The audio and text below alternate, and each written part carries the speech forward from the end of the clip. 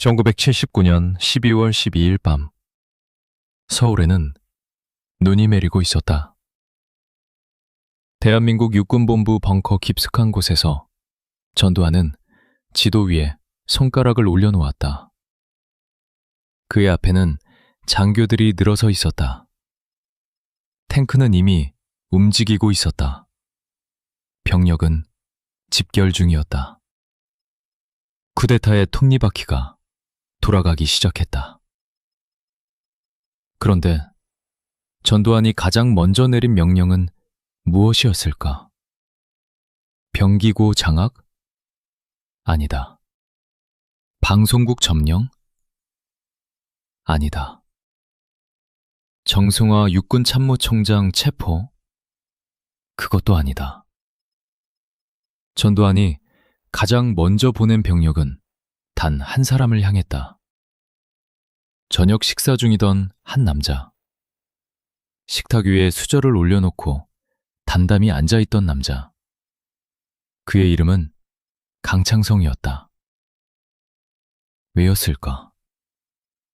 왜 전두환은 권력을 손에 넣기도 전에, 군을 장악하기도 전에, 그 혼란의 첫 번째 순간에 강창성부터 잡으려 했을까? 이 질문에 답하기 위해서는 우리는 시간을 거슬러 올라가야 한다. 1960년대로, 1970년대로, 그리고 박정희라는 이름이 대한민국의 하늘을 뒤덮던 그 시절로. 강창성이라는 이름을 아는 한국인은 많지 않다. 역사 교과서에는 나오지 않는다. 기념관도 없다. 동상도 없다. 그의 이름을 검색하면 짧은 위키 항목 하나가 뜰 뿐이다. 하지만 바로 그것이 이 이야기의 핵심이다. 너무 많이 아는 사람은 역사에서 지워진다. 강창성은 그 법칙에 살아있는 증거였다. 아니, 정확히는 간신히 살아남은 증거였다. 그는 1929년 경상북도에서 태어났다. 한국전쟁을 겪으며 군인이 되었고 총명함과 냉철한 판단력으로 빠르게 계급을 올렸다. 1960년대 말 그는 이미 군 내부에서 머리가 비상하다는 평판을 얻고 있었다. 단순한 군인이 아니었다. 그는 정보를 읽는 사람이었다. 사람을 읽는 사람이었다. 그리고 침묵을 읽는 사람이었다. 박정희는 그런 인물을 원하고 있었다. 1961년 쿠데타로 권력을 잡은 박정희에게 가장 중요한 것은 군사력이 아니었다. 경제개발도 아니었다. 가장 중요한 것은 정보였다. 누가 자신에게 충성하는지, 누가 뒤에서 딴 마음을 품고 있는지, 누가 미국과 내통하는지, 누가 야당과 손잡으려 하는지. 박정희 체제의 본질은 공포였다. 그리고 공포는 정보 없이는 작동하지 않는다.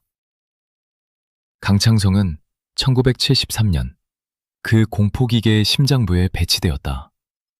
보안사령관. 공식 명칭은 육군보안사령부 사령관. 하지만 그 역할은 명칭보다 훨씬 더 거대하고 훨씬 더 어두웠다. 보안사는 단순한 군 방첩기관이 아니었다. 그것은 대한민국 권력의 신경망이었다. 장군들의 사생활, 장관들의 비자금, 정치인들의 내밀한 거래, 미국 CIA와 한국 정보기관 사이의 은밀한 협력, 심지어 박정희 본인의 가장 어두운 비밀들까지. 모든 것이 보안사를 통해 흘렀다. 그리고 강창성은 그 모든 것의 목격자가 되었다. 그는 원한 것이 아니었다. 그것은 그냥 그에게로 왔다.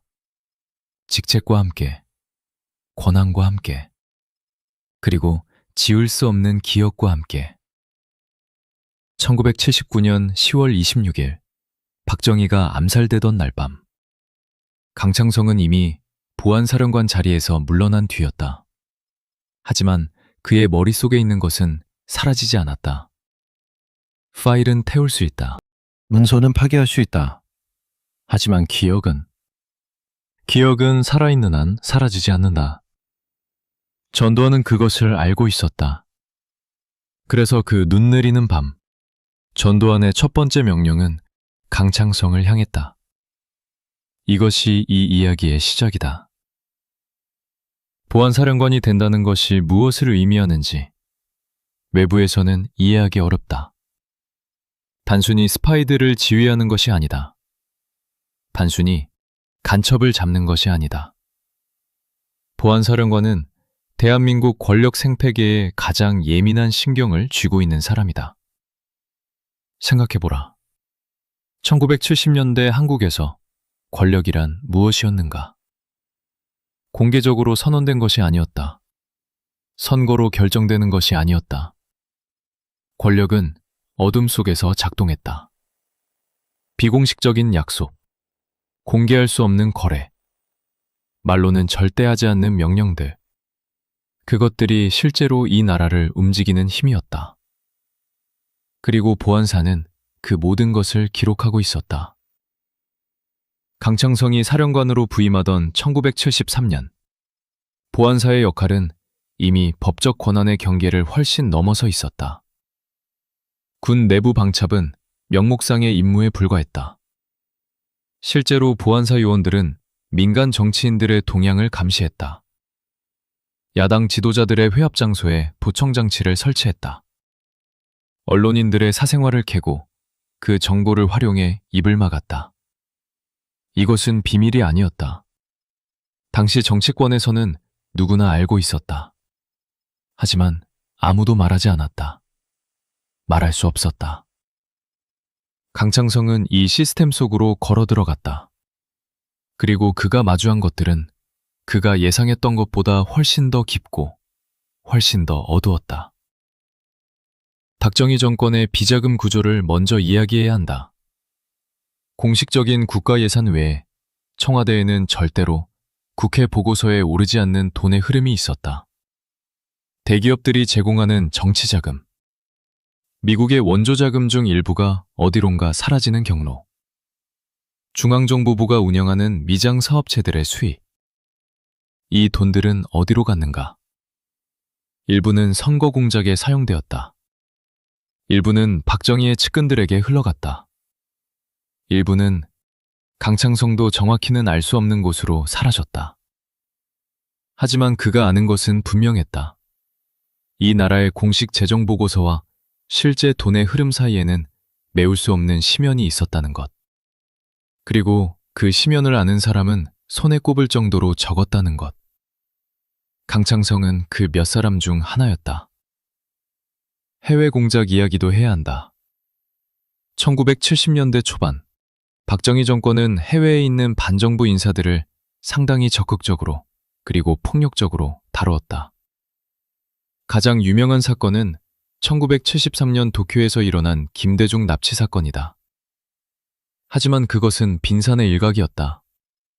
유럽, 미국, 일본에 있는 한국인 반정부 인사들이 지속적으로 미행당하고 협박당하고 일부는 의문스러운 방식으로 침묵하게 되었다.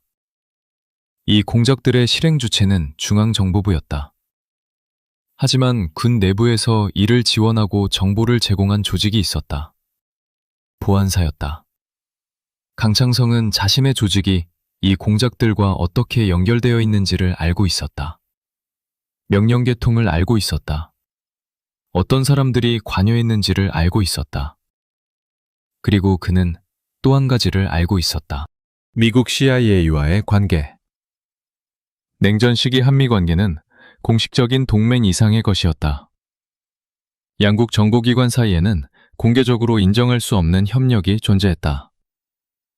박정희 정권이 반공의 이름 아래 실행한 일부 행동들은 사실상 미국의 묵인 혹은 적극적인 지원 아래 이루어졌다. 이것이 외부에 알려진다면 어떻게 될까? 한미 관계에 어떤 파장을 일으킬까? 당시 워터게이트로 흔들리던 미국 정치판에 이 정보가 떨어진다면? 강창성은 그 질문의 답을 알고 있었다. 그래서 그는 아무 말도 하지 않았다. 하지만 침묵이 안전을 보장하지는 않았다. 왜냐하면 전두환은 강창성이 침묵하리라는 보장을 원하지 않았기 때문이다. 전두환이 원한 것은 오직 하나였다. 강창성 자신을 완전히 돌이킬 수 없이 무력화하는 것. 1979년 10월 26일 밤 10시 40분 중앙정보부 안가. 박정희가 쓰러졌다. 총성이 울렸을 때 그 자리에 있었던 모든 사람들은 한국 역사가 방금 돌이킬 수 없이 바뀌었다는 것을 알았다. 18년. 박정희가 권좌에 있었던 시간이다. 그 18년 동안 이 나라를 움직이던 모든 비공식적 규칙, 모든 어두운 약속, 모든 말해지지 않은 힘의 구조가 총성 하나와 함께 뒤흔들렸다. 이제 질문은 하나였다. 누가 그 진공을 채울 것인가? 전두환은 준비하고 있었다. 하지만 그 준비 과정에서 그는 반드시 해결해야 할 문제가 있었다. 강창성의 존재.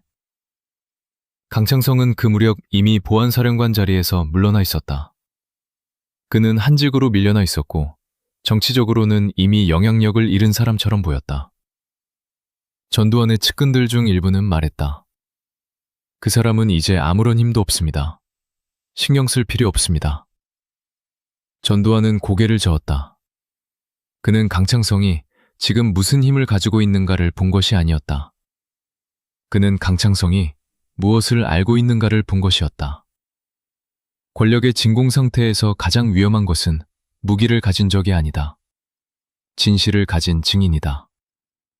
새로운 권력이 들어서는 순간 그 권력의 정당성을 위협할 수 있는 것은 총이 아니라 이야기다. 그리고 강창성의 머릿속에는 새로운 권력을 뿌리채 흔들 수 있는 이야기들이 가득했다. 박정희 암살에 관한 이야기, 그 배후에 관한 이야기, 군 내부의 권력 구조에 관한 이야기, 누가 누구와 어떤 약속을 했는지에 관한 이야기. 전두환이 쿠데타 이후 만들어낼 서사는 이런 것이었다. 나는 혼돈에서 나라를 구했다. 나는 박정희의 뜻을 이어받았다. 나는 정당한 계승자다. 그런데 강창성이 입을 열면 그 서사는 한순간에 무너질 수 있었다. 12월 12일 이전의 몇 주 동안 전두환과 그의 사조직인 하나회는 치밀하게 움직였다. 누구를 내 편으로 만들 것인가? 누구를 중립화할 것인가? 누구를 제거할 것인가? 강창성은 세 번째 목록의 맨 위에 있었다. 제거란 꼭 죽음을 의미하지는 않는다. 물론 그 선택지가 배제된 것은 아니었다. 하지만 1979년 말에 한국에서 전직 보안사령관을 아무도 모르게 살해하는 것은 너무 많은 흔적을 남겼다. 너무 많은 사람들이 알고 있었다. 너무 많은 질문을 불러일으켰다. 더 효과적인 방법이 있었다. 가두는 것, 재판에 넘기는 것, 죄인으로 만드는 것, 그리고 그가 입을 열더라도 아무도 그의 말을 믿지 않도록 만드는 것. 신뢰성의 파괴. 이것이 독재 권력이 위험한 증인을 다루는 가장 세련된 방식이었다. 12월 12일 밤, 병력이 강창성의 관저로 향했다. 그는 저항하지 않았다고 정해진다. 식사를 하다 일어났다. 코트를 걸쳤다. 그리고 차에 올라탔다. 그는 아마 알고 있었을 것이다. 이것이 끝의 시작이라는 것을. 그는 아마 알고 있었을 것이다. 자신이 가진 기억이 자신을 살리지 못한다는 것을. 오히려 그것이 자신을 이 차 안에 있게 만든 이유라는 것을. 강창성이 체포되던 그 순간 전두환의 쿠데타는 아직 성공하지 않은 상태였다. 정승화 참모총장은 아직 체포되지 않았다. 군 내부의 저항 세력은 아직 무장 해제되지 않았다. 모든 것이 불확실했다. 그런데도 전두환의 첫 번째 행동은 강창성을 향했다. 이것이 무엇을 의미하는지 생각해보라. 전두환에게 강창성은 군사적 위협이 아니었다. 정치적 경쟁자도 아니었다. 그는 단지 기억을 가진 사람이었다. 그리고 그 기억이 얼마나 위험한지를 전두환 만큼 잘 아는 사람은 없었다. 눈은 계속 내리고 있었다. 서울의 거리는 조용했다. 그리고 강창성을 태운 차는 어둠 속으로 사라졌다. 박정희의 모든 비밀을 아는 남자는 이렇게 역사에서 지워지기 시작했다. 1973년 봄, 강창성은 처음으로 그 파일을 보았다. 두꺼운 갈색 봉투. 겉면에는 아무것도 적혀 있지 않았다. 도장도 없었다. 분류 표시도 없었다. 그냥 봉투였다. 하지만 그것을 가져온 부하장교의 손이 미세하게 떨리고 있었다. 강창성은 그 떨림을 보았다. 아무 말도 하지 않았다. 봉투를 받아들었다. 장교를 내보냈다. 그리고 혼자 사무실에 앉아 봉투를 열었다. 그 안에 들어있던 것이 무엇인지 정확히 아는 사람은 이제 없다.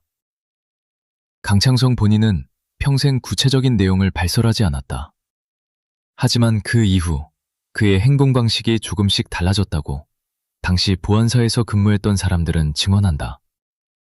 더 신중해졌다. 더 조용해졌다. 그리고 더 조심스러워졌다. 무언가를 본 사람의 눈빛이었다. 보안사령관의 하루는 일반인이 상상하는 것과 전혀 달랐다. 아침 6시, 보안사 청사에 도착한다. 전날 밤 전국 각지에서 올라온 보고서들을 검토한다. 어느 장성이 어떤 술자리에서 어떤 말을 했는지, 어느 국회의원이 어떤 외국인과 접촉했는지, 어느 기업인이 어느 야당 정치인에게 돈을 건넸는지.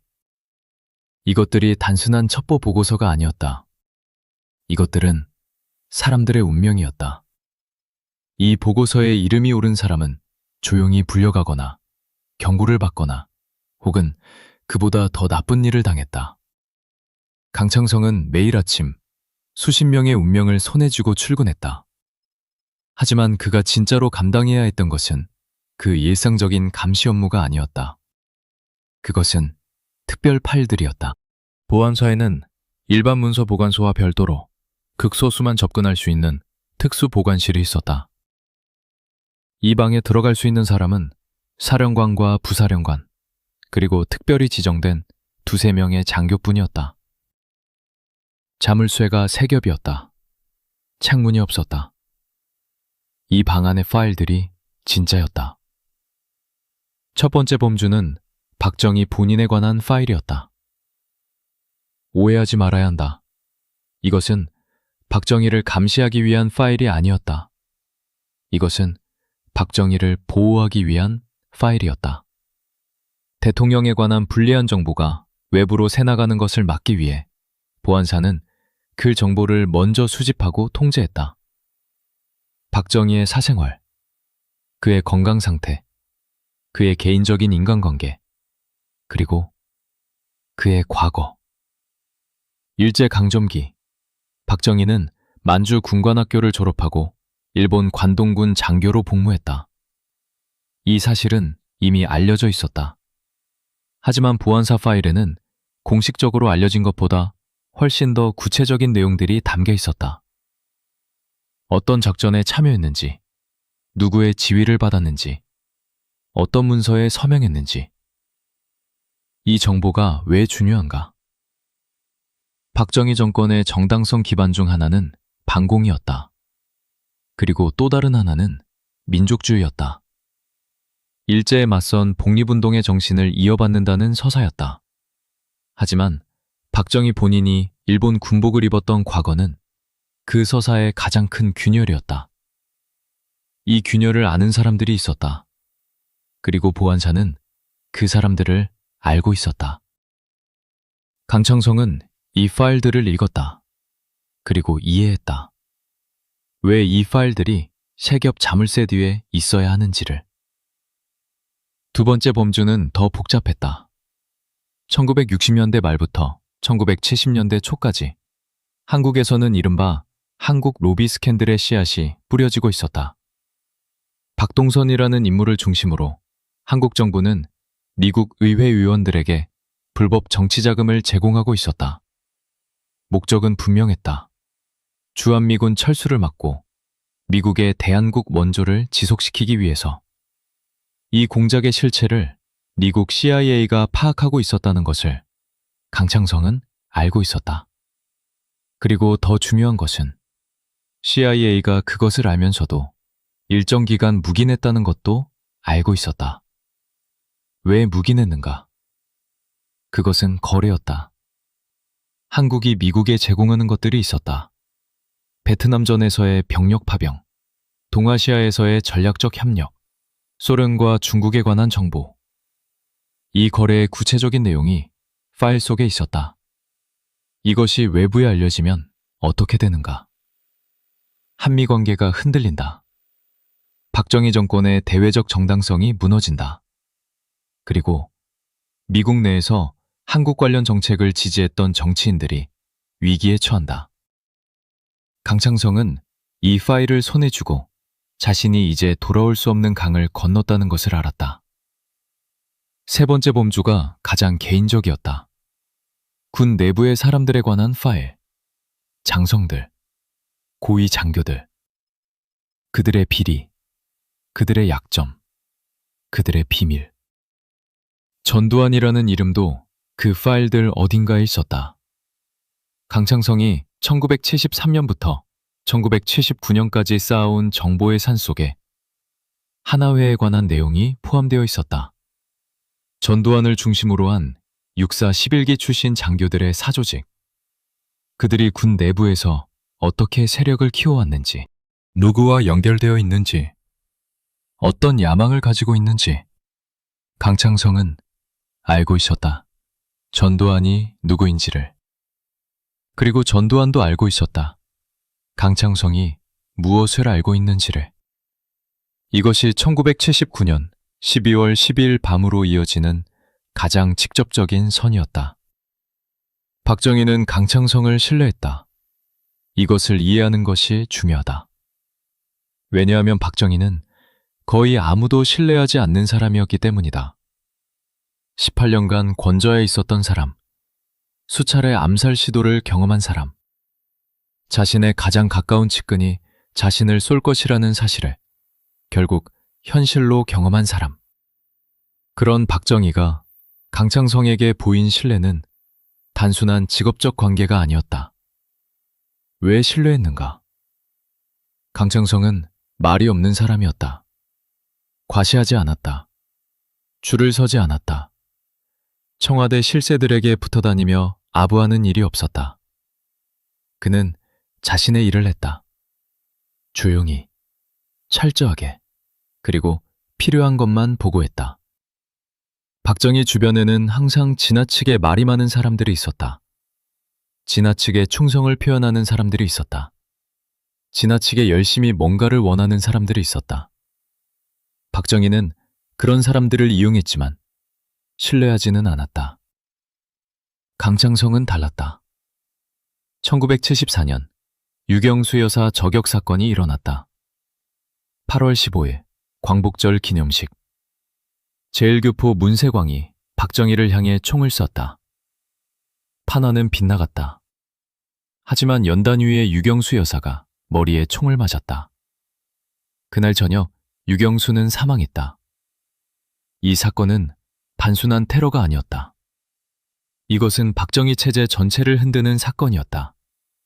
대통령 경호 실패, 총기 반입 경로, 배후 세력의 문제, 일본과의 외교 갈등, 수많은 질문들이 쏟아졌다.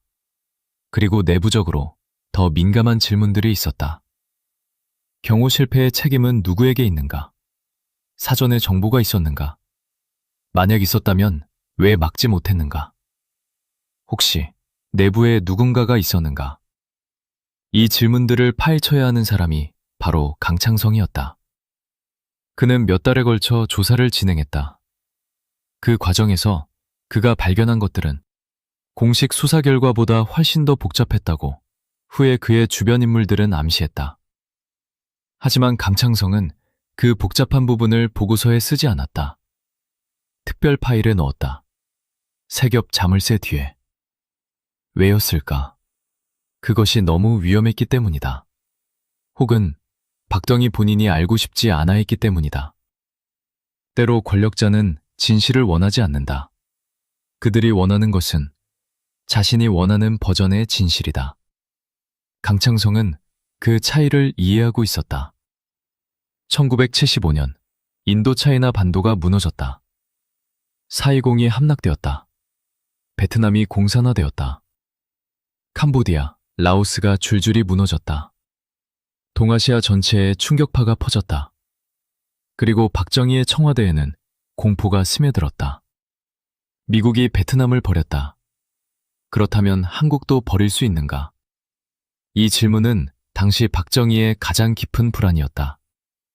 그리고 그 불안이 만들어낸 결정이 핵개발이었다. 박정희 정권이 비밀리에 핵무기 개발을 추진했다는 사실은 오늘날 역사적으로 확인된 사실이다.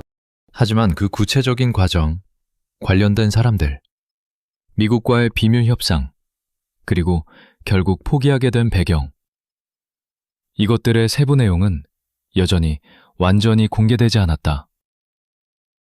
강창성은 이 프로젝트의 보안을 담당했다. 핵개발 관련 인원들의 신원 보안, 해외 기술 도입 과정에서의 방첩 활동, 미국 CIA가 이 프로젝트를 얼마나 파악하고 있는지에 대한 역정보 활동. 그는 이 프로젝트의 내부를 보았다. 어떤 나라에서 기술을 가져오려 했는지, 어떤 과학자들이 관여했는지. 미국이 압력을 넣기 시작했을 때 내부에서 어떤 논의가 오갔는지. 그리고 그는 알았다. 이 프로젝트가 왜 결국 중단되었는지를. 공식 역사가 설명하는 것보다 훨씬 더 복잡한 이유가 있었다는 것을. 이 모든 것이 감창성의 기억 속에 쌓였다. 그는 점점 더 무거워지고 있었다. 알면 알수록 말할 수 없는 것들이 늘어갔다.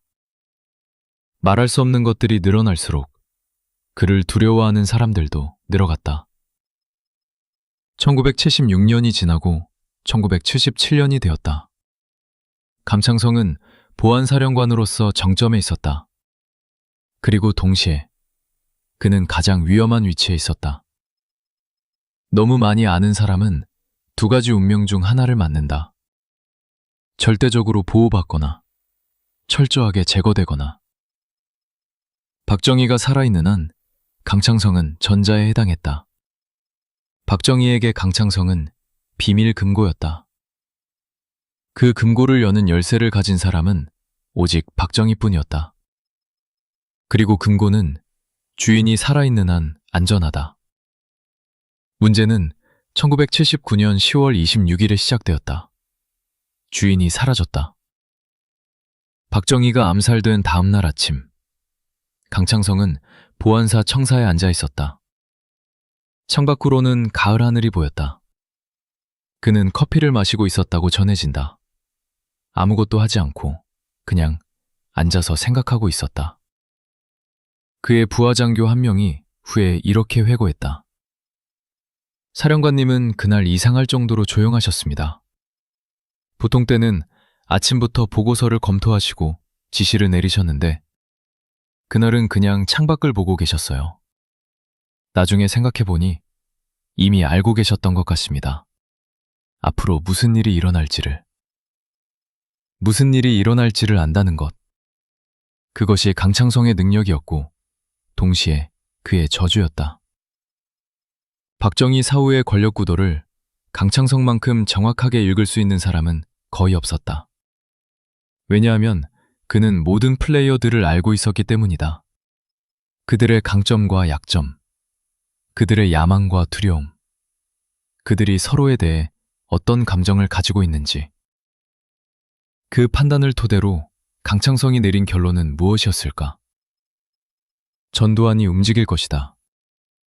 이것은 예측이 아니었다. 이것은 거의 필연이었다.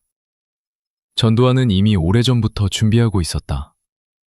하나회는 이미 오래전부터 군 내부에 깊이 뿌리내리고 있었다.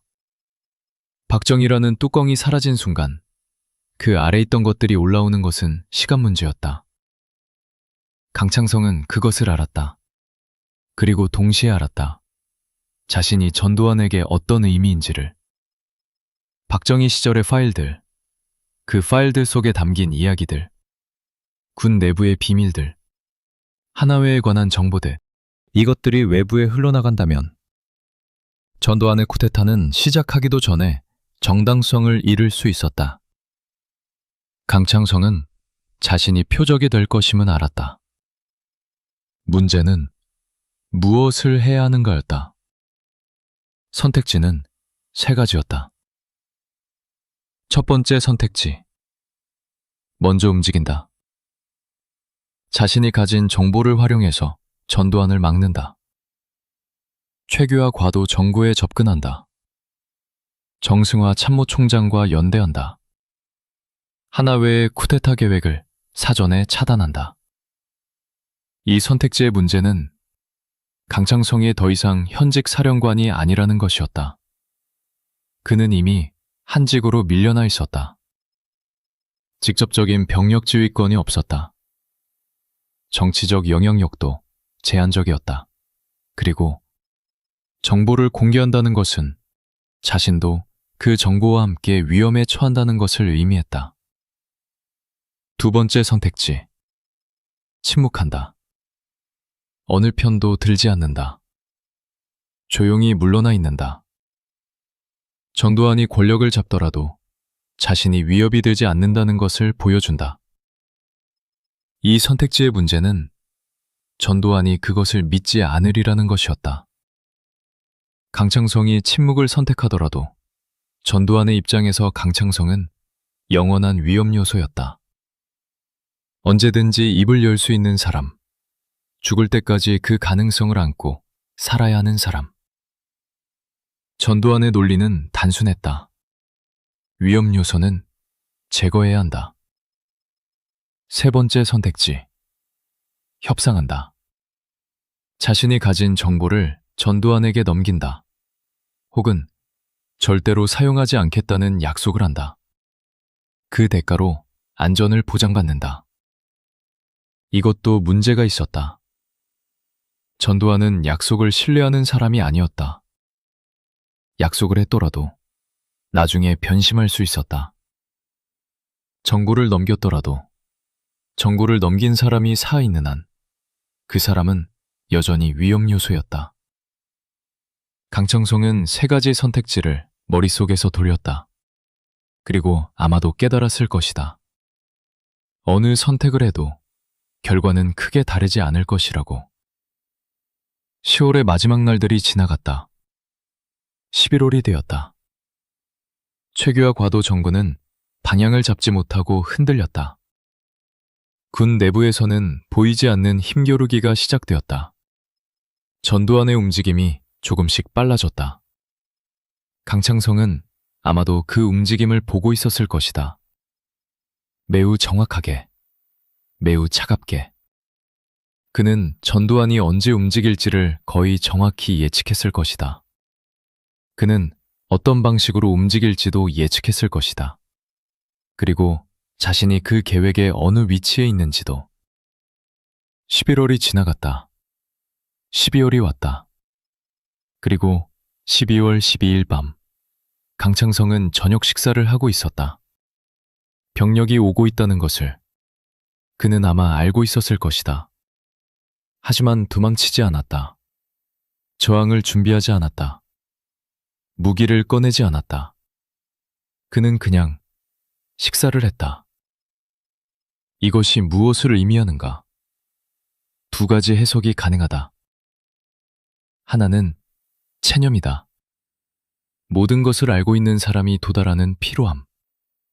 어차피 막을 수 없다는 것을 아는 사람의 침묵. 너무 많이 봐온 사람이 결국 내려놓게 되는 것들. 다른 하나는 계산이다. 저항하면 더 나쁜 결과가 온다. 조용히 따라가면 최소한 살 수는 있다. 살아있는 한 언젠가는 기회가 올 수도 있다. 강창성이 어느 쪽이었는지 우리는 정확히 알 수 없다. 하지만 그가 차에 오르던 그 순간 한 가지는 분명했다. 박정희의 비밀금고는 이제 주인도 없고 열쇠도 빼앗긴 채 어둠 속으로 끌려가고 있었다. 그리고 대한민국 현대사의 가장 어두운 챕터 중 하나가 이제 막 시작되고 있었다. 1980년 1월 서울 어딘가의 지하신문시에 형광등 하나가 천장에서 깜빡이고 있었다. 차가운 콘크리트 벽, 철제 의자, 그리고 강창성. 그는 체포된 지 한 달이 넘었다. 공식적인 죄목은 아직 확정되지 않은 상태였다. 재판도 없었다. 변호인도 없었다. 가족과의 연락도 차단되었다. 그는 그냥 사라진 상태였다. 대한민국 전직 보안사령관이 공식적인 절차도 없이 세상에서 지워졌다. 신문관들이 들어왔다. 그들이 원하는 것은 무엇이었는가? 단순히 강창성을 처벌하는 것이 목적이었다면 굳이 이렇게 오랜 시간을 들일 필요가 없었다. 죄목을 만들고 재판에 넘기고 형량을 선고하면 그만이었다. 전두환 정권은 그런 일을 얼마든지 할 수 있었다. 이미 수십 명의 정치인과 군인들에게 그 방식을 쓰고 있었다. 하지만 강창성의 경우는 달랐다. 신문은 달랐다. 길었다. 반복적이었다. 그리고 특정한 것들을 집요하게 파고들었다. 파일들이었다. 신문관들이 물어본 것은 강창성의 혐의계가 아니었다. 그들이 물어본 것은 파일들이었다. 보안사 특수보관실에 있던 것들, 세겹 자물쇠 뒤에 있던 것들, 강창성 본인만 알고 있는 것들, 어디 있는가? 누가 보관하고 있는가? 복사본이 있는가? 외부로 반출된 것이 있는가? 전두환 정권이 강창성을 두려워한 것은 그가 반란을 일으킬까봐가 아니었다. 두려웠던 것은 파일이었다. 그리고 더 정확히는 파일이 없더라도 강창성의 머릿속에 있는 기억이었다. 강창성은 어떻게 대답했는가? 그는 조금씩 내주었다. 이것이 중요하다. 강창성은 완전히 침묵하지 않았다. 완전히 협조하지도 않았다. 그는 매우 정교하게 줄 것은 주고 지킬 것은 지키는 방식으로 신문에 응했다. 전직 보안사령관답게 정보가 어떻게 협상 도구가 되는지를 누구보다 잘 아는 사람답게 그가 내준 것들은 이미 전두환 측이 알고 있거나 알더라도 별로 위험하지 않은 정보들이었다. 오래된 공작 사례들, 이미 죽거나 실각한 사람들에 관한 이야기들, 실질적인 파괴력이 없는 것들, 그가 지킨 것들은 진짜였다. 핵 개발 프로젝트의 구체적인 내용, 미국 CIA와의 실제 거래, 박정희 본임에 관한 특정 파일들, 그리고 하나회 내부에 관한 가장 민감한 정보들. 이것들을 강창성은 내주지 않았다. 왜였을까? 그것이 자신의 유일한 생명보험이었기 때문이다. 전두환의 입장에서 생각해보라. 강창성이 모든 것을 털어놓는다면 그는 더 이상 쓸모가 없다. 그리고 쓸모없는 위험 요소는 제거하는 것이 합리적이다. 하지만 강창성이 아직 무언가를 가지고 있다면, 그가 살아있는 한 그것을 통제할 수 있다면, 죽이면 오히려 그 정보가 어디로 튈지 모른다면, 그렇다면 살려두는 것이 더 안전하다. 강창성은 이 논리를 알고 있었다. 그래서 그는 절대로 전부를 내주지 않았다. 신문이 계속되는 동안 바깥 세상은 빠르게 변하고 있었다. 1980년 봄, 민주화의 봄이 왔다. 전국에서 학생들이 거리로 나왔다. 노동자들이 파업했다. 박정희 사후의 민주주의를 요구하는 목소리가 높아졌다. 그리고 5월, 광주에서 역사는 가장 어두운 페이지 중 하나를 썼다. 강창성은 그 모든 것을 지하신문실에서 듣고 있었을 것이다. 소문으로, 단편적인 정보로, 간수들의 대화 사이로 새어나오는 말들로. 광주에서 무슨 일이 일어났는지를 그는 아마 누구보다 정확하게 이해했을 것이다. 보안사에서 수년간 일했던 사람으로서, 군의 작동 방식을 아는 사람으로서, 명령이 어떻게 내려가는지를 아는 사람으로서, 그리고 그 이해가 그를 더욱 침묵하게 만들었을 것이다. 광주의 피가 마르기도 전에 전두환은 대통령이 되었다. 강창성의 신문은 계속되었다. 하지만 그 성격이 조금 바뀌었다. 이제 전두환 정권은 강창성을 단순히 무력화하는 것을 넘어서 그를 공개적인 죄인으로 만들어야 했다. 새로운 권력은 새로운 서사가 필요하다. 그 서사를 위해 누군가는 악당이 되어야 한다. 감창성이 그 역할에 지명되었다. 군사법정은 차가웠다. 1980년 가을, 강창성은 처음으로 공식적인 자리에 모습을 드러냈다. 체포된 지 거의 1년이 다 되어가고 있었다. 그의 얼굴은 달라져 있었다. 더 야위었다. 눈 아래 그림자가 깊어졌다. 하지만 눈빛은 여전했다. 차갑고 계산적이고 살아있었다.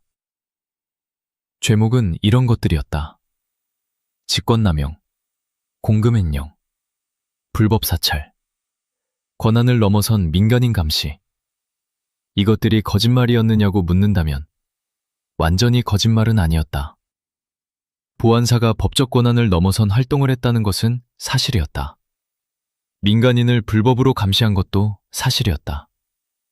강창성 재임 시절 이런 일들이 있었던 것도 사실이었다. 문제는 이것이 강창성 개인의 일탈이 아니라 박정희 정권 전체의 시스템이었다는 것이다. 박정희의 명령으로, 박정희의 승인 아래, 박정희가 원했기 때문에. 하지만 박정희는 죽었다. 죽은 사람에게 책임을 물을 수는 없었다. 아니, 더 정확히는 전두환 정권은 박정희의 유산을 계승한다는 서사를 유지해야 했다. 박정희를 악당으로 만들 수 없었다. 그렇다면 누군가 다른 사람이 악당이 되어야 했다. 강창성은 완벽한 선택이었다. 그는 이미 체포되어 있었다. 이미 권력이 없었다. 그를 지켜줄 후원자도 없었다. 그리고 그의 진짜 이야기는 절대로 법정에서 나올 수 없었다. 왜냐하면 그의 진짜 이야기가 나온다면 전두환도 함께 나오기 때문이었다. 재판은 철저하게 통제되었다. 언론 접근이 제한되었다. 방청석은 지정된 인원만 들어올 수 있었다. 강창성의 진술은 사전에 검열되었다. 그가 말할 수 있는 것과 말할 수 없는 것이 보이지 않는 선으로 구분되어 있었다. 강창성은 그 선을 알고 있었다. 그는 넘지 않았다. 왜였을까? 재판장에서 모든 것을 폭로한다면 어떻게 되는가? 박정희의 비밀들을, CIA와의 거래를, 핵개발의 내막을, 하나회의 실체를. 당장은 충격을 줄 수 있다. 하지만 전두환 정권 아래에서, 통제된 언론 아래에서 그 발언이 얼마나 퍼져나갈 수 있을까? 그리고 그 발언 이후 강창성에게 어떤 일이 일어날까? 그는 살고 싶었다. 단순히 생존 본능만이 아니었다. 그는 언젠가 이 모든 것이 밝혀질 날이 올 것이라고 아마도 믿었을 것이다. 대한민국이 언젠가는 달라질 것이라고. 그때를 위해 살아있어야 한다고. 재판 결과는 예정된 것이었다. 징역 7년, 재산 몰수, 군인 명예박탈. 판결이 선고되던 순간 강창성의 표정에 대해 목격자들은 엇갈린 증언을 한다. 어떤 이는 아무 표정도 없었다고 했다. 어떤 이는 아주 미세하게 입꼬리가 올라갔다고 했다. 만약 그것이 사실이라면 그 미세한 미소는 무엇을 의미했을까? 살았다는 안도였을까? 아직 끝나지 않았다는 다짐이었을까? 아니면 이 모든 것의 허망함에 대한 씁쓸한 반응이었을까? 우리는 알 수 없다. 하지만 한 가지는 알 수 있다. 전두환 정권이 강창성에게 원했던 것은 그의 파멸이었다. 그리고 강창성이 전두환 정권에게 보여준 것은 살아남는 방법이었다. 징역 7년. 그것은 형벌이었다. 하지만 동시에 거래였다. 침묵의 대가. 강창성은 침묵했다. 그리고 살았다. 전두환은 강창성을 지웠다. 그리고 안심했다. 하지만 역사는 안심하지 않았다. 이 무렵 바깥 세상에서는 아무도 주목하지 않았지만 아주 작고 조용한 균열들이 생기고 있었다. 광주에서 살아남은 사람들이 이야기를 모으기 시작했다. 해외로 나간 한국인들이 금지된 책들을 읽기 시작했다. 군 내부에서조차 하나회에 소속되지 않은 장교들 사이에서 불만이 쌓이기 시작했다. 강창성은 감옥 안에서 그 균열을 느꼈을까? 아마 느꼈을 것이다. 그는 정보를 읽는 사람이었다. 소문 속에서 실체를 읽고 침묵 속에서 흐름을 읽는 사람이었다. 감옥 안에서도 그 능력은 사라지지 않았을 것이다. 그리고 그는 기다렸다. 1988년 서울 올림픽이 끝나고 대한민국은 달라지기 시작했다. 1987년 6월 항쟁, 대통령 직선제 개헌, 노태우 정권의 출범, 그리고 조심스럽게, 천천히 과거를 들여다보려는 시도들이 시작되었다. 국회에서 청문회가 열렸다. 1988년 가을, 대한민국 헌정사상 최초로 실질적인 권위를 가진 국정청문회가 개최되었다. 주제는 광주였다. 그리고 전두환 정권의 권력 찬탈 과정이었다. 텔레비전이 생중계했다. 전 국민이 지켜봤다. 증인들이 한 명씩 들어왔다. 전직 장성들, 전직 장관들, 전직 정보요원들. 그들은 마이크 앞에 앉았다. 그리고 대부분 기억이 없다고 했다. 그날 밤에 어디 계셨습니까? 잘 기억이 나지 않습니다. 명령은 누구에게서 내려왔습니까? 그 부분은 확인이 어렵습니다. 광주에서 발포 명령은 누가 내렸습니까? 저는 그 부분의 책임자가 아니었습니다. 대한민국 현대사에 가장 피비린내 나는 사건들을 목격한 사람들이 일제히 기억을 잃었다. 이것 자체가 하나의 증언이었다. 기억이 없다고 말해야 할 만큼 진실이 위험하다는 증언. 강창성의 차례가 왔다. 그는 이미 감옥에서 나와 있었다. 형 집행이 일부 정지되었고 1980년대 중반에 석방되었다. 하지만 그는 완전히 복권되지 않은 상태였다. 공식적으로 여전히 죄인이었다. 공식적으로 여전히 지워진 사람이었다. 청문회장에 들어서는 강창성의 모습을 목격한 사람들은 한 가지를 공통적으로 기억한다. 그는 긴장하지 않았다. 수십 년 동안 대한민국에서 가장 민감한 정보들을 다뤄온 사람. 박정희의 비밀금고, 전두환의 첫 번째 표적, 군사법정에서 징역을 선고받고 역사에서 지워진 사람. 그가 마침내 공개적인 자리에 앉았다. 질문들이 쏟아졌다. 12.12 당시 어디 계셨습니까? 강창성은 대답했다. 명확하게, 구체적으로, 다른 증인들과 달리. 체포될 것을 미리 알고 계셨습니까? 알고 있었습니다. 청문회장이 조용해졌다. 알면서 왜 피하지 않으셨습니까? 강창성은 잠시 생각했다. 그리고 말했다. 피한다고 달라지는 것이 없었기 때문입니다. 이 한 문장이 그날 청문회에서 가장 많이 인용된 말이 되었다. 피한다고 달라지는 것이 없었다. 이 말 속에 얼마나 많은 것이 압축되어 있는지, 체념인지 계산인지 확신인지 아무도 정확히 알 수 없었다. 하지만 그 말은 진실처럼 들렸다. 단련된 진실, 오랜 시간을 통과한 진실. 그러나 청문회에서도 강창성은 전부를 말하지 않았다. 그가 말한 것들은 충격적이었다. 전두환이 12월 12일 이전부터 쿠데타를 체계적으로 준비했다는 것. 하나회가 군 내부 인사권을 조직적으로 장악해왔다는 것. 정승화 참모총장 체포가 완전히 불법적인 절차로 이루어졌다는 것. 이것들은 이미 많은 사람들이 의심하고 있던 사실들이었다. 하지만 강창성의 입에서 나오자 무게가 달랐다. 그는 추측으로 말하는 사람이 아니었다. 그는 알고 있었던 사람이었다. 하지만 그가 말하지 않은 것들이 있었다. 박정희의 특정 파일들, CIA와의 구체적인 거래, 핵개발 프로젝트의 내막, 그리고 1979년 10월 26일 박정희 암살 사건에 관련된 어떤 것들. 이 부분들에 이르면 강창성은 표현이 갑자기 모호해졌다. 그 부분은 현재로서는 말씀드리기 어렵습니다. 그것은 좀 더 시간이 필요한 문제입니다. 왜였을까?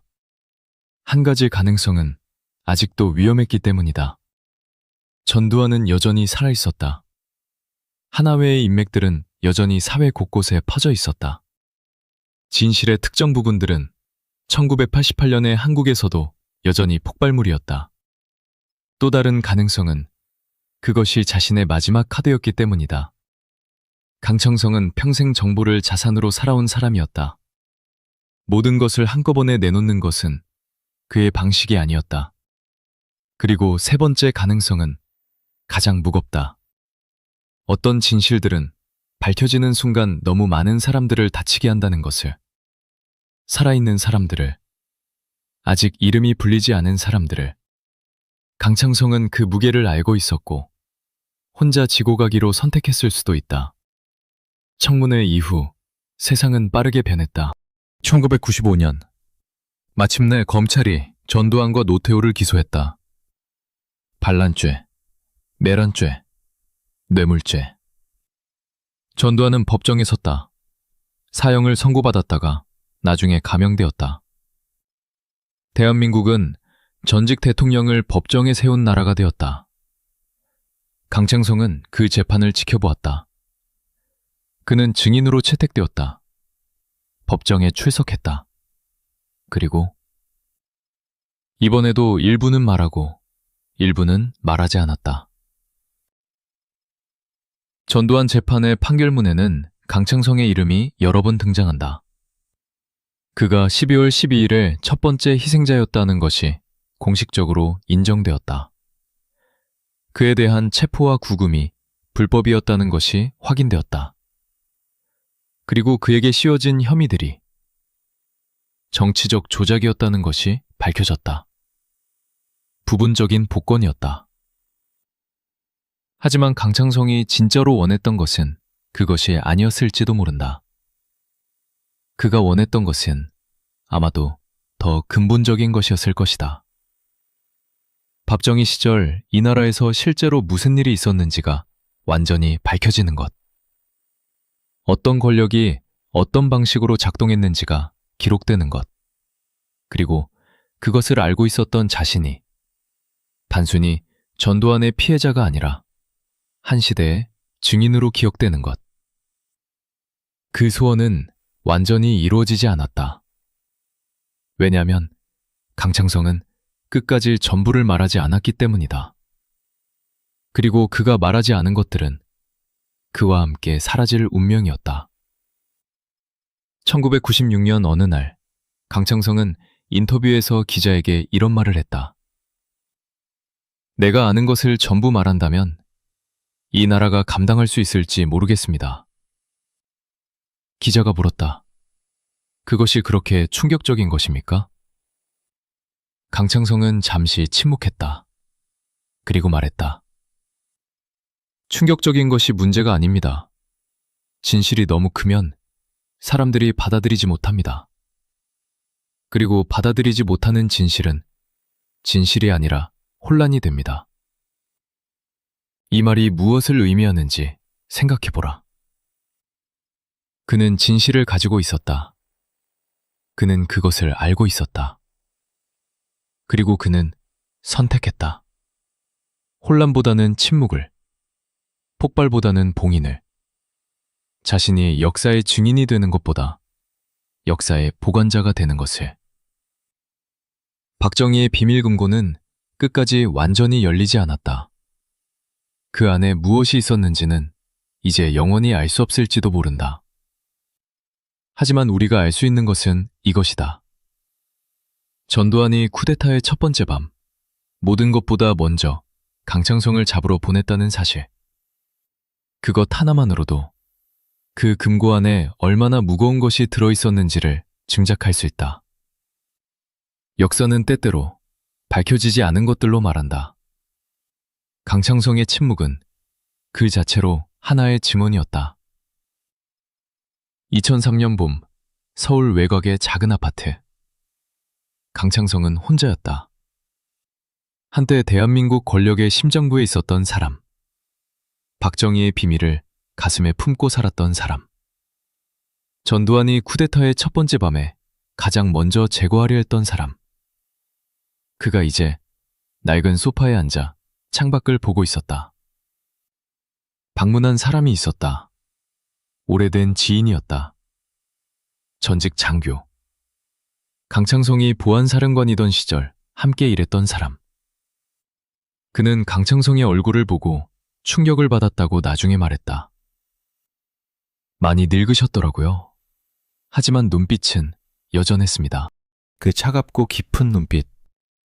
30년이 지났는데도 그대로였어요. 뭔가를 계속 계산하고 있는 사람의 눈빛. 두 사람은 오래 이야기를 나눴다. 지난 시절 이야기를, 함께 알았던 사람들 이야기를, 세상이 어떻게 변했는지를. 그리고 지인이 물었다. 사령관님, 후회하십니까? 강창성은 대답하지 않았다. 한참 창밖을 바라봤다. 그러다가 말했다. 후회할 것이 있어야 후회를 하지. 그 말의 의미를 지인은 오랫동안 생각했다고 한다. 후회할 것이 없다는 뜻인가? 아니면 후회라는 감정을 느낄 여유조차 없이 살았다는 뜻인가? 아니면 그보다 더 깊은 자신이 선택한 모든 것들이 선택이 아니라 필연이었다는 인식인가? 알 수 없었다. 강창성은 2003년에 사망했다. 공식적인 부보는 짧았다. 전직 보안사령관, 향년 74세. 그것이 정보였다. 주요 신문들은 한 달락짜리 기사를 실었다. 방송은 거의 다루지 않았다. 국가는 조화를 보내지 않았다. 그는 왔을 때처럼 조용히 사라졌다. 하지만 이야기는 거기서 끝나지 않는다. 강창성이 죽고 나서 오히려 그에 관한 이야기들이 조금씩 나오기 시작했다. 살아있을 때는 말할 수 없었던 사람들이 입을 열었다. 그와 함께 일했던 장교들이 회고록을 썼다. 당시 보안사 문서들 중 일부가 기밀 해제되었다. 학자들이 그의 행적을 추적하기 시작했다. 그리고 퍼즐 조각들이 맞춰지기 시작했다. 첫 번째 조각. 강창성이 보안사령관 재임 시절 하나회의 활동을 상세하게 파악하고 있었다는 것이 확인되었다.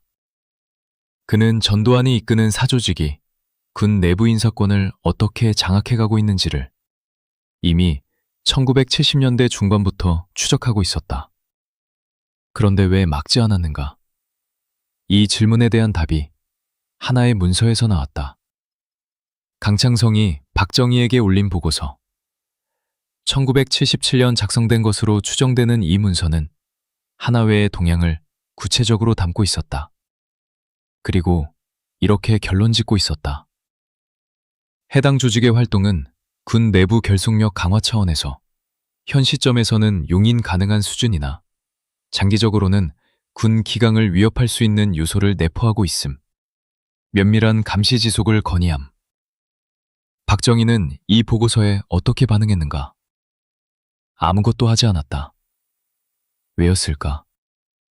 전두환과 하나회가 박정희에게도 어느 정도 유용했기 때문이었을 것이다. 충성스러운 군인들의 사조직, 필요할 때 쓸 수 있는 도구.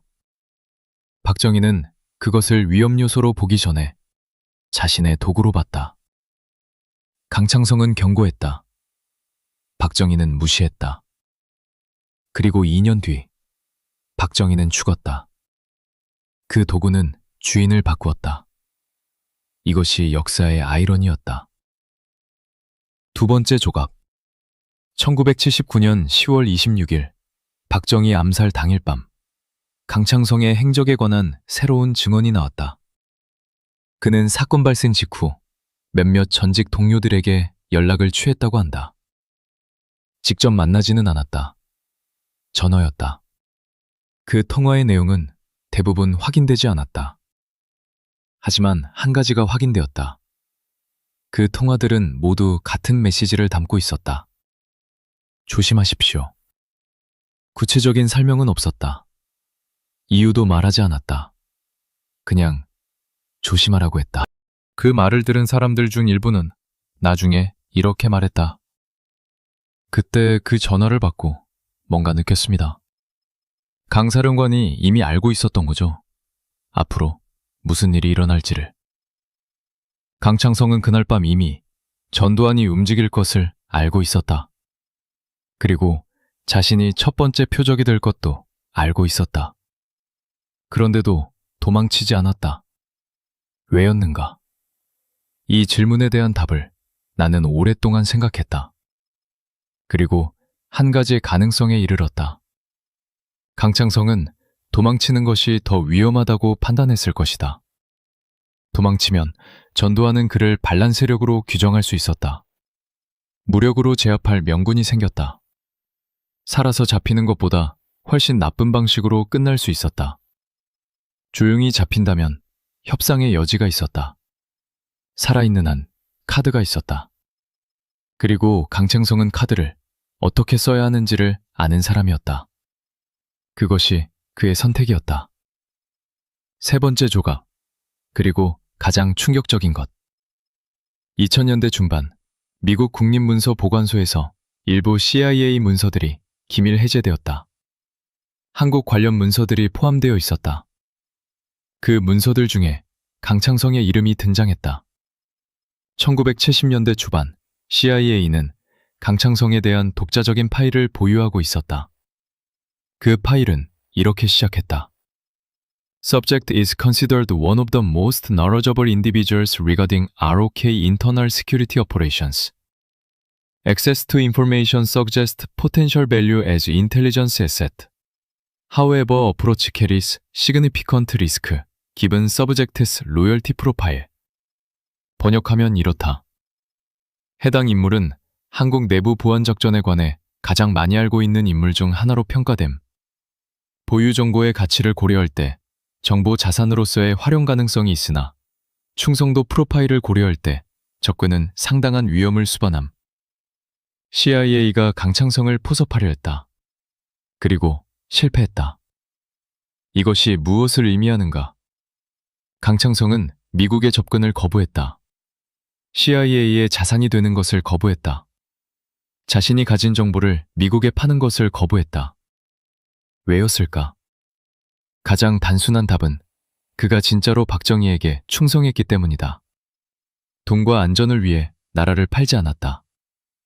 하지만 또 다른 해석이 가능하다. 강창성은 CIA에 정보를 넘기는 것이 결국 자신을 더 위험하게 만든다는 것을 알았을 것이다. CIA의 자산이 된다는 것은 CIA에 종속된다는 것이다. 그리고 종속된 순간 협상력을 잃는다. 강창성은 끝까지 누구에게도 종속되지 않았다. 박정희에게도, 전두환에게도, CIA에게도. 그것이 그의 가장 큰 강점이었다. 그리고 동시에 그가 역사에서 지워진 이유였다. 누구에게도 완전히 속하지 않은 사람은 누구도 그를 자신의 이야기에 넣으려 하지 않는다. 이제 마지막 질문을 해야 한다. 강창성이 알고 있었던 것들, 그가 끝까지 말하지 않은 것들, 그것들은 영원히 사라진 것인가? 아마도 그렇다. 강창성 본인은 죽었다. 그와 함께 일했던 사람들 대부분도 죽었다. 특수보관실의 파일들은 1979년 12월 12일 이후 어느 시점에 사라졌다. 소각되었거나 은폐되었거나 아직 어딘가에 잠들어 있거나 우리는 알 수 없다. 하지만 나는 이 이야기를 마치면서 한 가지를 생각한다. 역사의 가장 어두운 부분은 항상 기록되지 않은 곳에 있다. 문서에 없는 곳에, 교과서에 없는 곳에, 공식 발표에 없는 곳에. 그 어둠 속에 강창성이 있었다.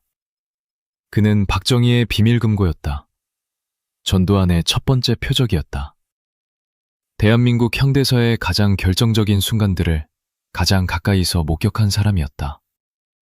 그리고 그는 거의 아무것도 말하지 않았다. 왜였는가? 두려움이었는가? 계산이었는가? 충성이었는가? 체념이었는가? 아니면 그 모든 것이었는가? 우리가 알 수 있는 것은 이것이다. 1979년 12월 12일 밤, 눈이 내리는 서울에서 전두환은 쿠데타의 첫 번째 명령을 내렸다. 탱크도 아니었다. 방송국도 아니었다. 참모총장도 아니었다. 강창성이었다. 그 한 가지 사실이 모든 것을 말한다. 권력이 가장 두려워하는 것은 총이 아니다. 권력이 가장 두려워하는 것은 진실을 아는 사람이다. 강창성은 그 진실과 함께 살았다. 그 진실 때문에 잡혔다. 그 진실을 지키며 감옥에 있었다. 그 진실을 품고 죽었다. 그는 역사가 지우려 했던 사람이었다. 하지만 역사는 결국 그를 지우지 못했다. 왜냐하면 그가 지워졌다는 사실 자체가 가장 큰 증언이기 때문이다. 침묵도 말한다. 공백도 말한다. 그리고 지워진 이름도 말한다. 강창성. 그 이름을 기억하라. 대한민국 현대사의 가장 어두운 시절을 가장 가까이서 본 사람. 그리고 그것을 가슴에 묻고 간 사람. 그가 알고 있었던 것들이 무엇인지는 이제 알 수 없다. 하지만 그가 존재했다는 것은 지울 수 없다. 역사는 때때로 이렇게 작동한다. 가장 중요한 증인이 가장 조용히 사라지고, 가장 무거운 진실이 가장 깊이 묻히고, 그리고 수십 년이 지난 뒤에야 사람들이 그 빈자리를 발견한다. 강창성의 빈자리가 바로 그것이다. 그 빈자리를 바라보는 것, 그것이 역사를 이해하는 또 다른 방법이다. 이 영상을 끝까지 보신 여러분께 묻고 싶습니다. 강창성이 알고 있었던 것들이 언젠가 밝혀질 수 있을까요? 아직 어딘가에 그 파일들이 남아있을까요? 댓글로 여러분의 생각을 남겨주세요. 그리고 대한민국 현대사에 지워진 이름들에 대한 이야기는 다음 영상에서 계속됩니다.